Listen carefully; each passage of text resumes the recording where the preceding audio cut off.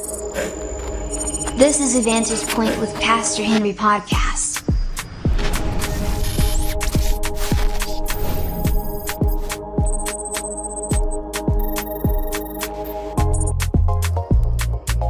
This is Vantage Point with Pastor Henry.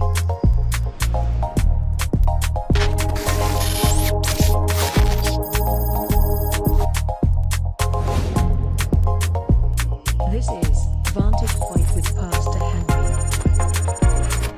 Welcome to another episode of Vantage Point with Pastor Henry. It is educative, informative, entertaining, enlightening, edifying, and spiritually uplifting.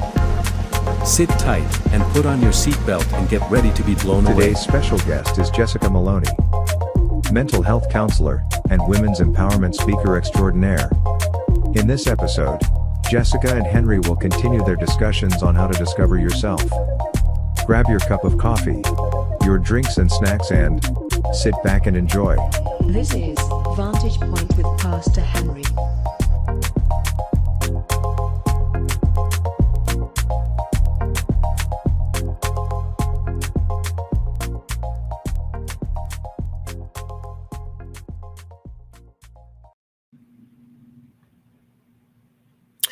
Hello, good evening, everybody. Good to see you all. It's another episode of Vantage Point with moi, Henry, and I have my guest from yesterday, Jessica Moloney. I should say the one and the only Jessica Moloney.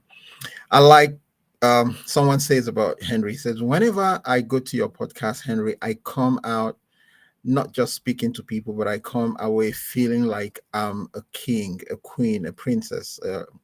I give attention to people. And we'll talk about that. I talk about that a lot in my book, The Heart of a True Lover. Just came out. Get ready, guys. It's going to blow you. Because how many of you have seen that movie?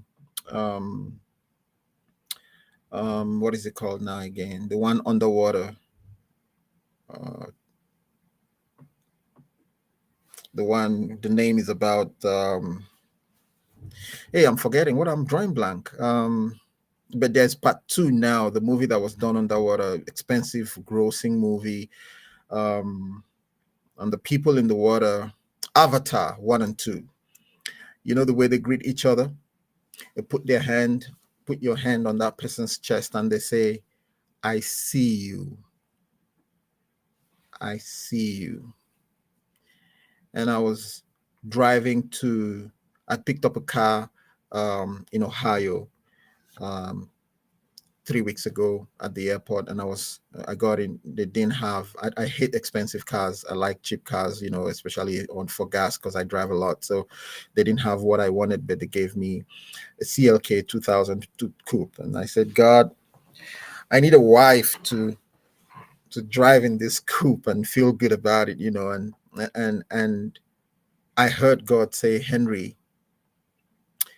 I see you. And I was like, help me understand. And he began to show me a lot of things. And then I understood why he wanted me always to leave a mark, to when you talk to people, when people come across you. Next week, I'm talking to Stephanie Clausen, and we're going to talk about the etiquettes of good people again. And we're dealing with the last one, which is say hello. And even in just the act of saying hello, you don't just say hello in passing. You say hello in a way that carries across that feeling that I see you. We don't see each other. We say hellos. We greet each other. And a lot of it is temporary and fleeting, but it's not deep. It's not deep. That's what Vantage Point is. Vantage Point is seeing humanity from the one position where you have the God view, the whole view. How many of you have seen that movie, Vantage Point? It's the story of how I think a president was killed, but it's the story from 12 perspectives. This guy was in a van as a FBI agent. The other one was in the security detail. The other one, and they all were brought in and interrogated, and they were telling their story. And I have to watch that movie again. But But that's what vantage point is, when you can see things, not from 30 feet here high, but just from the God view, the vantage point view. That's what we do here, and that's what I'll keep doing. And I got into that because I wanted to give an example of how um, we see people, or how I see people. I see Jessica. I see through. I see her heart. I see her passion. I see how much she wants to um, excel in what she does, and I see how much she wants to be a blessing to humanity. I see how much gifting is in her and how she's willing to bring it all out. I don't invite people that I don't see, or that if I see and I don't see clearly. It's good to see, but when you see more, you respond to it. We don't appreciate people until it's late. We don't speak highly of people until it's late. We don't tell them how good they are, how amazing they are, how brilliant they are, even how pretty or how handsome or how kind, how thoughtful with their words they are. We hoard all of those. We hoard our goodness, and so we keep practicing what is wrong. That's in my book. You get good at what you practice. And so I'm practicing the sweet God personality that just speaks highly of people, and people become warriors and champions around me. People find their identity and find their the best of them around me. That's what Vantage Point is. And I am happy I've taken this amount of time to maybe put down my bona fides why we have that name and why we do the things we do. Without much ado, I want to bring Jessica on. I'm comfortable that I'm going to grab her a couple more times. I'm going to see if I can beg her for us to do um, a series, even if it is just 10 minutes, but we'll put it out. 10-minute series we'll take all of these things and one by one we'll break it down. For instance, finding yourself. How do you overcome this? Or what is self-care? Just 10 minutes of power talk, and just I'm going to beg her and see if we can do that. So I'm not I'm not in a hurry to get her on today, because some friends and some people come and they don't just walk past. You see them, and God gives you a little longer opportunity to meet them, to be blessed by their gifts and what they bring to the table. So thank you, Jessica, for coming on. God bless you. How are you doing today? Of course, wonderful. I'm doing great. Thank you. How are you? I'm very good. I'm very good. I must say, every day your hair looks glowing and amazing. Oh, You thank wear you. it really nice. You wear it really nice, really nice, Thank really nice. you. You wear it really nice. So let's tee off from where we were yesterday. Let's tee off from where we were. I wanted to quickly jump in and ask you this. Something you said yesterday when we were talking. You said self-awareness is one way you can begin to discover yourself and come out. And you said it needs to increase. It needs to increase. Can you just run out a few things people can do to increase their self-awareness? What is self-awareness, and how can people increase self-awareness? Well, self-awareness is, generally speaking, again, just being aware of yourself, being aware of like the things that trigger you, the things that make you feel a certain type of way, and how you react to them. So one of the things that you could do daily for to help you to increase self-awareness or to practice self-awareness is a mental check-in or an emotional check-in. Throughout the day, maybe setting an alarm on your phone or thinking about times of day that you want to check in with yourself. The morning and the evening are great for this, and I'll tell you why in a minute. But being able to ask yourself, what am I feeling right now? Why am I feeling it? And what can I do to help myself? Is there anything I can do to support me or change this feeling? Because once we recognize what I'm feeling, people have a hard time putting words to feelings sometimes. And it's very normal and natural, but spend a minute with it. It's uncomfortable, but again, it helps us to increase self awareness. And once we are able to identify the feeling that we're having, we can maybe explore where it came from. What is it? Is it something that was triggered externally, or is it something that is inside of me that somebody essentially touched upon and now I am feeling a certain type of way? That if I have an insecurity and somebody touches on it, then I might have a feeling. So is it something that I can work on, or is it a boundary that I need to set with somebody else? And then what can I do to change it? If I recognize that I'm feeling anxious because of a situation that I'm in, then I can potentially either remove myself from this situation, or I can engage in a coping skill that helps me feel less anxious. So being able to go through those 3 questions are a great way to kind of practice gaining self-awareness. And the reason we do it first thing in the morning and right before we're going to bed at night is because in the few moments after you wake up and the few moments before you fall asleep, your brain is the most susceptible to influence. So if you can take Wow. Say advantage. that again. Is that medical? Is that scientific? Yes, that's science. So the moments right after you wake up and the moments right before you fall asleep, your brain is most susceptible to influence. So Hmm. the things that you're telling yourself in these moments are going to stay with you and be essentially ingrained in you deeper than in any other time of the day. Because essentially that's when your mind is most clear. You're kind of shifting into this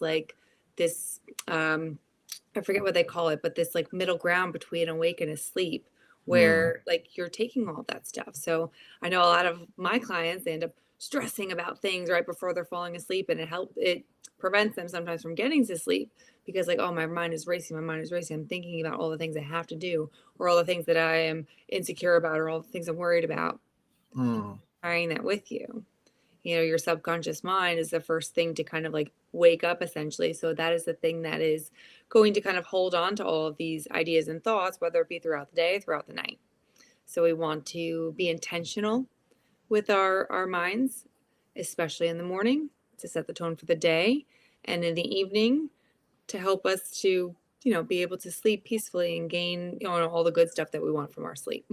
When you say we have to be intentional, how far do you go with intentionality in the morning? How detailed do you go? Let's say, for instance, you yourself, how far, give us an example. Honestly, not too far. Like there are some wonderful, incredible people out there. Listen, I'm busy, I got a lot of things I have to do. And like that's the thing, right? Like there are so many incredible people out there and they will give you their morning routines and they will talk about how they wake up and they meditate and they set intentions, do affirmations and they exercise. Incredible. Before I had kids, like I was getting the exercise and stuff, but like by the time my eyes actually open up, somebody's hungry, somebody's already hurt somebody else, TV's not working, God only knows what else is going on. So my intentions are very quick and effective for my morning routine because that is what just works for me. Hmm. So because of my life and having 2 kids and not having all the time to kind of wake up but slowly and exercise and have a cup of coffee and set intentions the way I would You like to don't be, ever wake up slowly?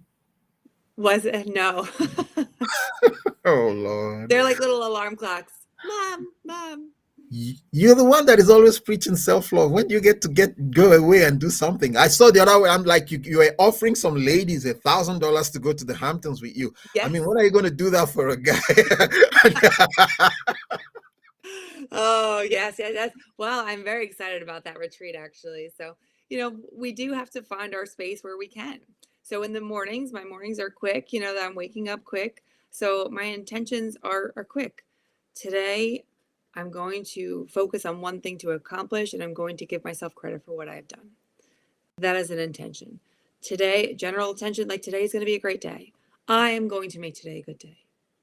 Today, I will be patient and kind to myself and allow myself to complete all of my tasks. Today, I will be filled with abundance and good things will come my way. Being able to set an intention, things that I want to be looking out for, things that I want to be receiving in my life, and how maybe I want to be acting or behaving. Being able to even go throughout your day, practice those emotional check ins, and potentially set a new intention. Things happen we don't expect all the time. So we have to be able to roll with the punches sometimes as well. Set a new intention, recite some affirmations, remind yourself of how powerful you really are. And that also is an act of self love. Being able to sit down at the end of the night could be an act of self love. The women's retreat that I'm planning is going to be a weekend of self love, which is going to be incredible and just a lot of pouring in, one of those heavy resets because that deep self-care is something that we don't really ever do. Do you guys accept flies on the wall? I'm kidding. I'm Next time we'll do like a big one and it'll I'm be kidding. I'm kidding. I'm just kidding. yeah. I'm just kidding.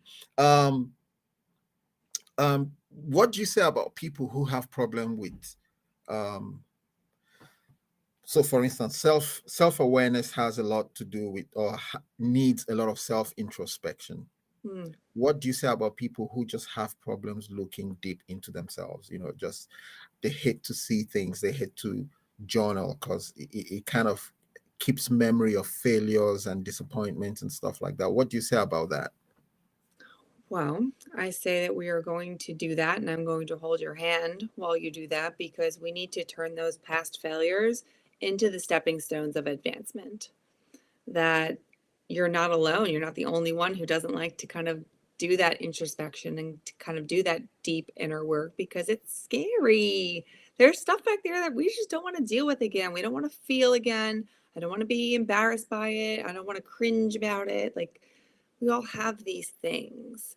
But if we can go back with intention, go back with support, knowing that I'm going here for a reason. The only reason we really dive into the past is for purpose. That I'm going to go back and I'm going to look at this thing, this situation, this experience, and not beat myself up over it, not hate myself for it, but ask myself, what can I learn from this? How can I grow from this? What was the part that I played in this, so that now I can recognize that in me and be able to shift it? Because once I recognize how I have gotten in my own way, how maybe something that I didn't really get me to where I wanted to be, then I take my power back to change it.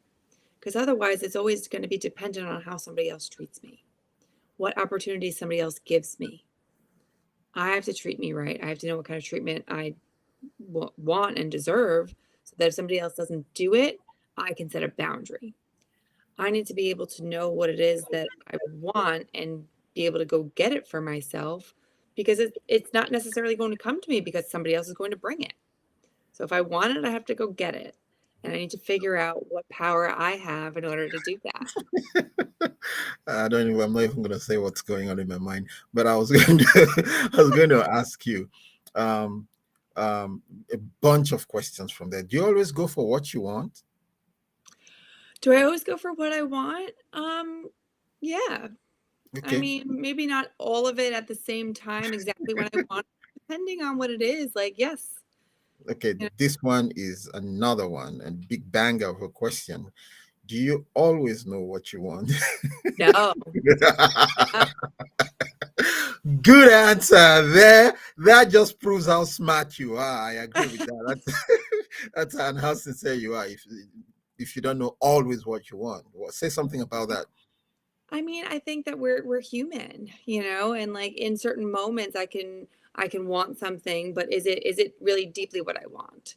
And like there are levels, I think, to that as well. And like, again, we're constantly getting to know ourselves. Like, we're constantly changing, so like, I guess it really depends on like the situation or the question. I mean, don't ask me what I want to eat. I never know that ever. So that's done. You could decide whatever you want. I want that too. Okay. But Okay. the deeper stuff. Noted.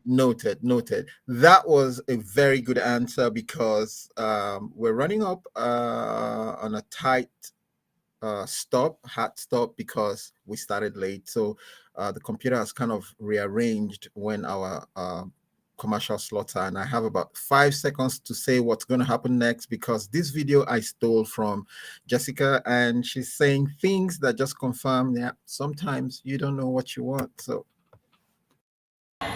for most of my life, I was very much a people pleaser. I was looking for love in all the wrong places and essentially signed up to be a volunteer victim in my own life. I found myself in a relationship where I allowed myself to be manipulated, gaslit, isolated. And it wasn't until an argument one night, an argument that I had had countless times before, but this time, I just couldn't fight it anymore. Just imagine feeling completely drained, hunched over crying, holding your heart in pain. And then you look back at the old version of me. I can't believe I said it. I finally screamed at you. You've broken me! You broke me! I found myself in a relationship where I was lost, broken, and alone. But I still valued having a relationship over not having a relationship. Because I didn't know who I was. I didn't know who I was outside of this chaos.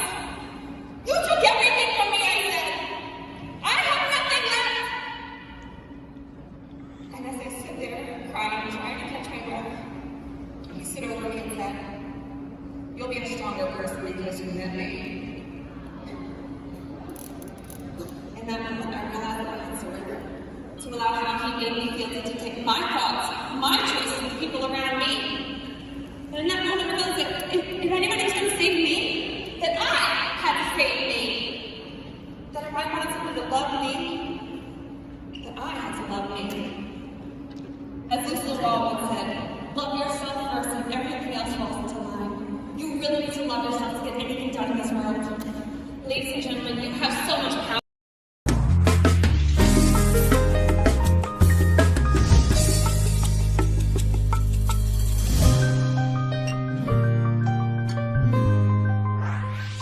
Vantage Point with Pastor Henry and Jessica Moloney will be right back. Don't go anywhere. Educative, enlightening, entertaining, refreshing, and always spiritually uplifting. Welcome back to Vantage Point with Pastor Henry. Hi, I'm Henry. That was Jessica. We're going to ask her when that was. That I think that was when she was a teenager or something like, but she said a lot of things there that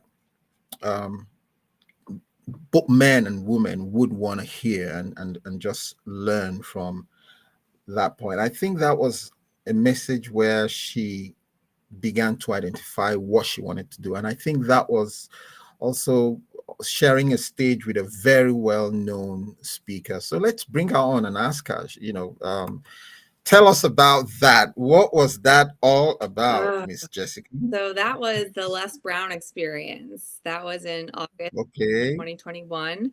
It was at the Rock Church in Queens, and it was a beautiful experience. Like I said, it was hosted by Les Brown and his son, and it was one of the culminations of the beginning of my speaking career. I spent 9 months being mentored by Mr. Brown. It was a wonderful, incredible learning experience, and he really helped me be able to learn how to share parts of my story with people to help them identify with what it is that I'm trying to teach them, what it is that I am talking about, because I've been through it. I haven't just studied it. I didn't just learn it somewhere or hear somebody else talk about it. And my experience, for most of my life, I didn't know what I wanted. I became a chameleon to the people around me and just wanting to be what they wanted me to be because I didn't have an identity. And it was exhausting trying to just be what everybody else wanted me to be because they would still be unhappy with me in some capacity. And then I was more lost, still not knowing who I was because I tried to be somebody else and it still wasn't good enough. So I had to do a lot of this deep inner work. I had to look at myself because I continued to hit those failure blocks. I failed. I'm shocked. How can anybody who attains any level never be enough? What's the standard anybody is judging you with? May I ask? Oh, it was my own standard, that I think that I could never meet. But it depends. I think that, sometimes the things that people say to us or the reasons that people don't want to be friends with us or don't want to be in relationships with us or the reasons we don't get a job, we might know what some of those things are, but oftentimes we're creating stories in our head that are much more severe and significant than reality. And that's why I think that, again, being able to know yourself and having a healthy mindset is one of the most valuable and important things that anybody can do for themselves, because we're all going to go through this life stuff. It's just about how we perceive it and how we interpret it. What is the volunteer victim mentality? So I signed up for this. You said you did. I was wondering what it is before I ask you how you signed up. So it was a lot of the choices that I made. In a lot of the relationships that I found myself in, I chose to discount myself. I chose to just do whatever somebody else wanted me to do because it was easier than figuring out what I wanted to do. Or explain what would anybody else want you to do? Forgive my asking. This is going way off track, but it's fun. Let's go there. Well, like if somebody's like, "Oh, I'm really into sports," like, "Oh, me too." Like, that sounds great. Or like, "Oh, like I would really like to go to this restaurant." Like, oh, me too, and it's just about people pleasing, and constantly just going with whatever it is that somebody else wants to do without having opinions or feelings of your own. If somebody hurt my feelings, I'm not going to say anything because I don't want you to leave me. I don't want you to be upset with me. I don't want you to be mad at me. Nobody ever asked you what you wanted to do or what you wanted to eat? Well, sure. I mean, people would ask, but I mean, I would just kind of be like, okay, whatever, it's fine. And like obviously it would go deeper than just where do you want to eat and what do you want to do. But it was just kind of not knowing anything about myself, not knowing what I deserved, what kind of relationship that I really wanted, what really love meant, what it was supposed to look like, what compromise mean, what boundaries were, what gaslighting was.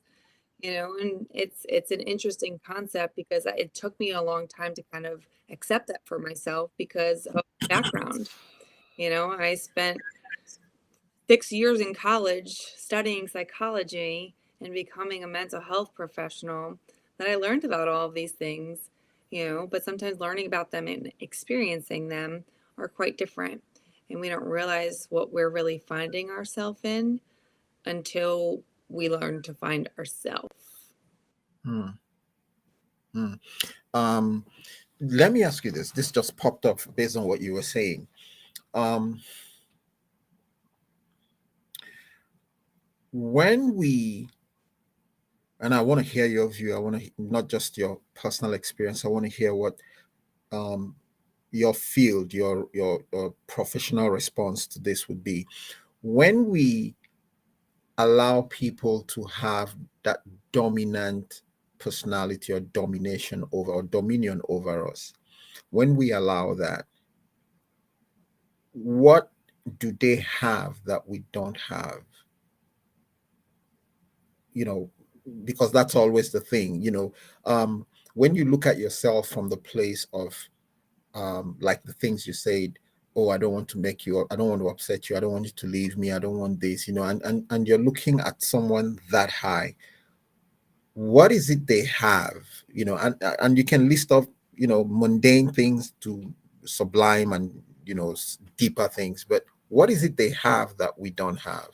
Obviously money, okay, connections, maybe, um, maybe also um, societal name, so to say, or just this, they look like wherever they go into, everybody's looking at them and admiring them, that kind of a thing. But what else? I think, well, Does it make sense to you? yes, yes. I think it can go two ways though. So like for what you're asking, like what do they have? Like they may have authority.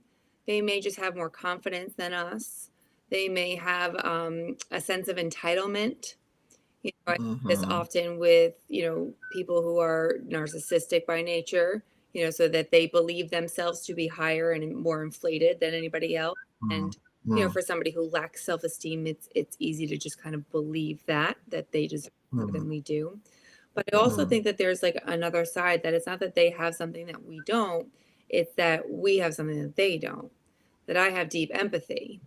That, oh, that wow, I never thought about that. Yeah, yeah. that's true. So I'm very much an empath. So if somebody feels badly, like there would be situations where I would be invited to go out with friends and he would say, "Oh, you're going to leave me? Like you're going to leave me by myself?"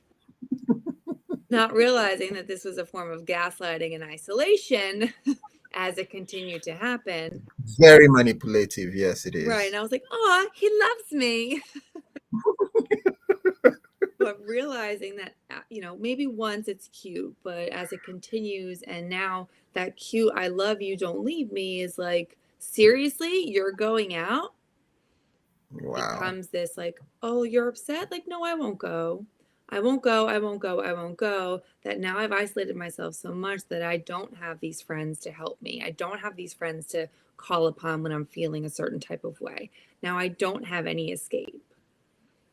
And it Hmm. becomes this thing where like I've given so much of my care and my empathy to this person, and they have run away with it and not returned any of it, that I feel depleted. I never thought about that sometimes it is your goodness that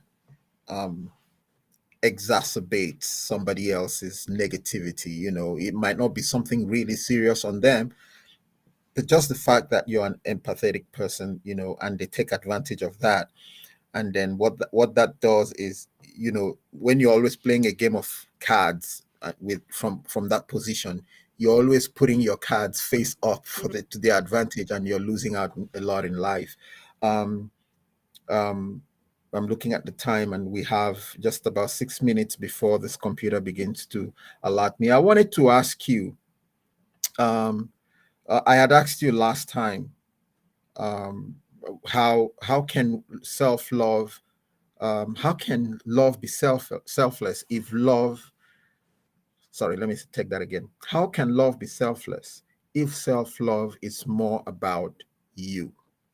And I wanted to, because I had an audience that was with me when I was editing, and the lady said, how do you learn how to share when you learn how to be alone for a long time?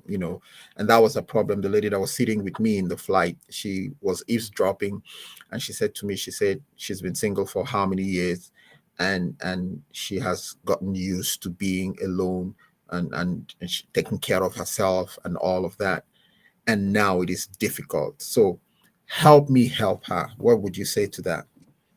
I was like, I have Jessica's number. Let's call her. Oh, sorry, airplane mode. You totally could have. I told I'm hey, blank check. I'm gonna take I'm gonna be calling you random. Hey, ordinaire. Would you please talk to my friend? Here's the phone. For sure. Listen, this stuff is tough, like, there's this like hyper independence that I think a lot of women have created for themselves. And like part of me is applauding them and like that's incredible. But also like it is difficult to potentially transition back into a relationship.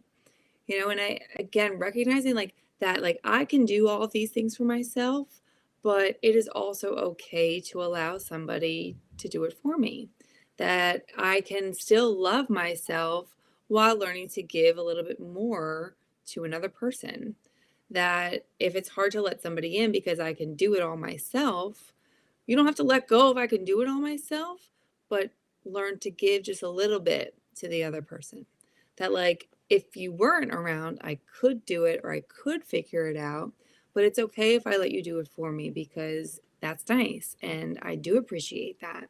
And I want to let you know that your participation here, it means something to me and I care for you. So I think it's about starting slowly, finding the things that you can allow somebody into your life and share together with. First, having it be something that's easy to kind of share with somebody, little things that they can maybe do for you, and getting used to that. And then continuing to progress from there, however it is that you feel comfortable. There's no right or wrong way to go about it, but it's knowing that, again, in the end, what is it that you want? What type of relationship are you looking for? Because there are so many different kinds of relationships that we don't have to let go of ourselves and become codependent, but I can allow somebody in and let them do things for me or do things with me, knowing that if I didn't have this person, that maybe I would be sad and maybe that would like hurt my feelings if they were to not be here anymore, but that I would be able to recover and go about things as that independent version of me. So there's a little bit of compromise, I think. Okay, I mean, what you're saying today is so deep and so powerful. It's slightly different from what you said yesterday. Mhm. Yesterday, you were like, The claws are out of self-love. yeah, you were like a cat, like you were like just ready. No, I'm nope, and your defenses and everything was up, and you were like, well, if you are gonna ask me for everything, then maybe we're not supposed to be together. I'm like, whoo, Well, I talk still down. stand by that because listen, hold on. We have to take care of ourselves. It's No, I'm not just about kidding. not taking care of other people, but like I'm just if you're kidding. gonna I'm just kidding. constantly drain me, Oh no, there you go. That's the cat again. That's the cat again. Wow. and so there was another question she asked me in the flight that I really said to myself, I'm going to ask Jessica today. And it's a two-pronged question. The first one was, so when you set out and you want to give yourself attention, you want to give yourself self-care, self-love, you want to do all of the things you're talking about, you need a kind of intensity, right, to go on with it. She says, but how can you manage that intensity if you're going to kind of wear it down, with this other mindset that I've got to be gentle so that I don't firm up. So does that make sense to you? So that I don't firm up and I don't become because yes, and I had told her a few things. Again, sorry, I'm going to sell my book. From my book, I said one of the things I learned is that we always say these things: what doesn't kill you makes you stronger. But I felt God was teaching me that what doesn't kill you should make you better. We when you're stronger, you're fighting. When you're better, you're living. That's how I learned it, and when you meet people who who survive from any of the two ways, they are very different. When you meet somebody who went through a lot and what didn't kill them made them stronger, they are different in personality from people who what didn't kill them made them better. Now, that doesn't mean you shouldn't be stronger, but you should be better with that strength. That's what I felt, And so when I was telling her about it, she was like, how can I get the intensity that I need to survive, but the tenderness that I need to also have a future? Does that make sense to you? Like a future relationship? It could be in anything. It could be it could be in anything. And there are so many places it can play out, not just relationship, Well, I think a lot of people are operating in survival mode, that's very true. Yes. I think we talked about this yesterday too. Like everyone's just like, go, go, go, very busy. Like I've got to focus on what I got to do and the to-do list and the kids and the house and the whatever it may be. That like we need to learn how to kind of shift in and out, the same way we would with like a car, that sometimes we need to slow down. Oh, you're a car, you shift in and out. Wow. Automatic. We do what we can. All right. But recognizing that, like, as much as like we're trying to get somewhere, we're trying to get things done, that like sometimes we do need to shift out of that go, go, go mode, or that like survival mode, or that hard mode, that intensity, because like I deserve it. And if I want to be softer in different areas of my life, then I should be able to get that for myself. If I want to be softer with my kids, like I need to mentally shift out of like work mode or like cleaning mode so that I can be in like play mode or mom mode. If I want to shift out of mom mode and work mode and be in relationship mode, like it's going to take some conscious maneuvering sometimes because we are busy. Did they ever mix up? Like you confuse your you go to a date and you're in cleaning mode or mom mode. Tell them to put me away. I'm done. We've all mixed up. I need to say this. I was streaming to one other platform. I'm not sure, but we have an inadvertent viewer. This was supposed to be recorded for broadcast on another day, but you're welcome to stay. We're just recording for another this thing, and I'm going to have to check because I wanted to be sure I left it somewhere else in case my download speed was too bad and I didn't get a good picture. So I was streaming to somewhere else. But whoever is watching, I'm not checking who is watching. It's good you can see us. I have Jessica Moloney. She's an extraordinary speaker, woman empowerment. Her website is jessicamoloney.net. And she said she has a book. What's the title of the book now? So the book is called Breakthrough. It is a self-guided empowerment journal. Oh, yeah, you said so. Yeah. Yes. So, and it's on my website or on Amazon. So we can get. Okay. Wow. Amazing.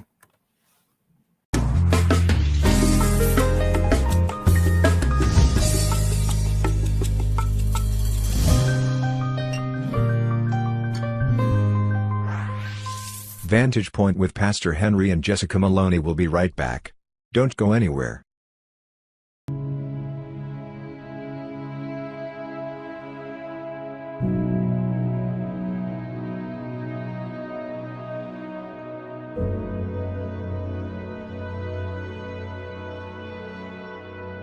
They say there is a pandemic of loneliness in 2022.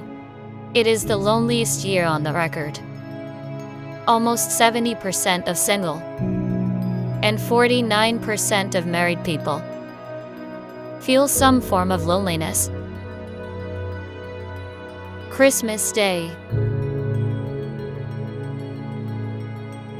Valentine's,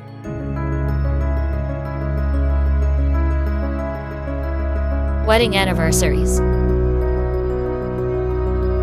and children's birthday celebrations are reported to be some of the days when people feel most alone.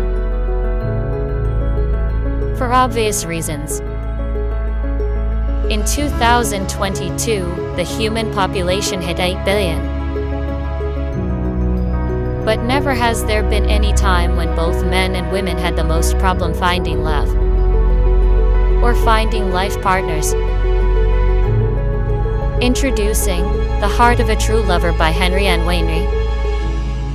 In this book, Henry exposes deep scriptural meanings and spiritual significance of the Bible, and reveals the answers it holds to the questions that humanity is asking.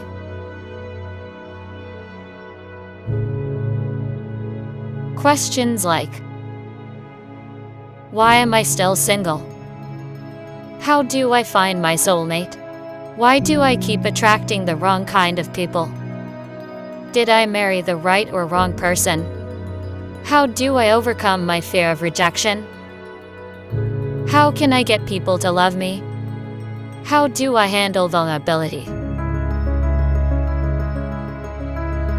The Heart of a True Lover is a must-read. Grab your copies today on Amazon, Apple Books, Lulu, Google Books, Barnes & Noble, Smashwords, Kobo, or head over to www.theheartofatruelover.com. It's everywhere you want it. I want to push over 1,000 copies before March. I'm just very close to 1,000 copies before March. So come on, everybody.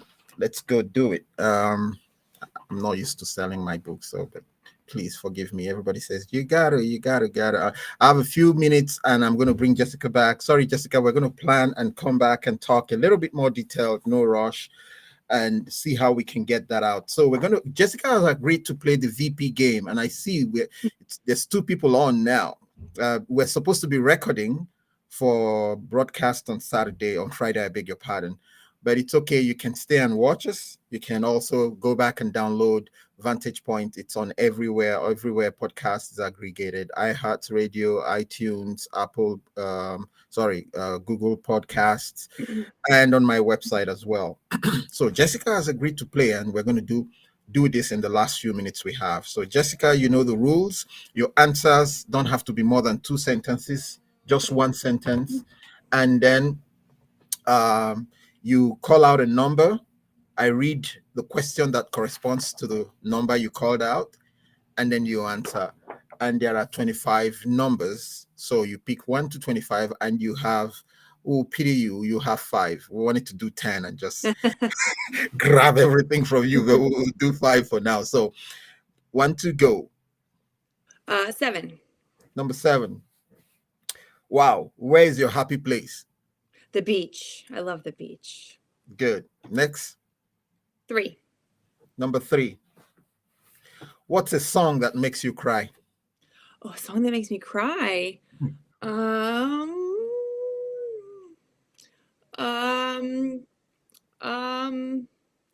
What is that Christmas song? That Christmas Shoes song? Do you know that song?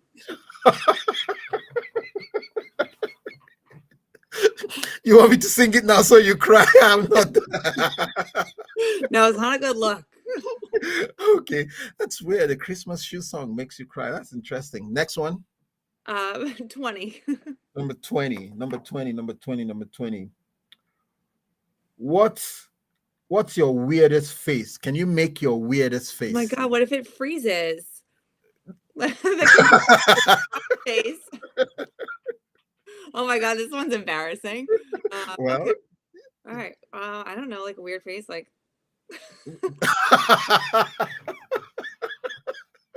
I'm a very expressive person, so I'm I sure am going to freeze that. I I- knew you would. I'm going to freeze that. I keep it. That is priceless. I got the Jessica Moloney to do a weird face. All in good fun. All in good fun. I'm sure there's worse Okay. pictures of them out there somewhere. Next one. 17. 17. A movie line or song line you repeat a lot. A movie line or a song line I repeat a lot. Oh my goodness. I don't really watch a lot of like movies. I like songs, but I tend to just remember the lyrics. I Like watched you sing a song the other day on one Oh. of your Instagram. that wasn't me actually singing. I know you. That wasn't you singing? No. Oh, you used that app. Okay. What Yeah. was that song? That was Colby Calais. What was it again? Colby Calais. Yeah. Try. Do you feel loved? Did I make you love? Do you feel I'm gonna keep that clip for you. No, you don't have it. I'm gonna listen to it on the podcast. I'm gonna record it on my phone. Oh, okay, one more. Okay.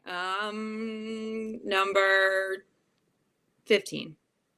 Number 15. If you could fix something about you, what would it be? I mean, I still struggle with anxiety, and I would really love to be able to dive deeper in that. It's something that I am working on, but to be able to manage anxieties in the unknown situations. You know, I always say that the unknown is one of the most difficult sources for anxiety, and it's something that I'm working on. So I'd love to be able to enhance my abilities to cope with that. Wow, interesting. Want to thank you so much, Jessica, for the time you've given us. This recording is going to go live on Friday, so you can catch me trying to mimic your singing on Sunday. But I am going to save. Sorry about it. I'm very sorry. I have another appointment coming up too, so I'm going to save that, and then I will see you and talk to you tomorrow, and we can schedule the other episodes. Okay, I want to thank you again. God bless you. Thank you. God bless. Take All care. right. All right, bye. Bye.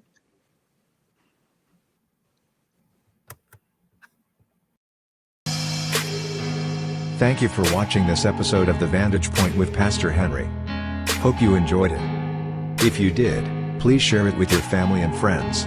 You can find us on iTunes, iHeartRadio, Spotify, and wherever podcasts can be found. Download the latest episodes on Saturdays, weekly. I look forward to sharing the next episode with you. As always, stay well, stay healthy, stay happy,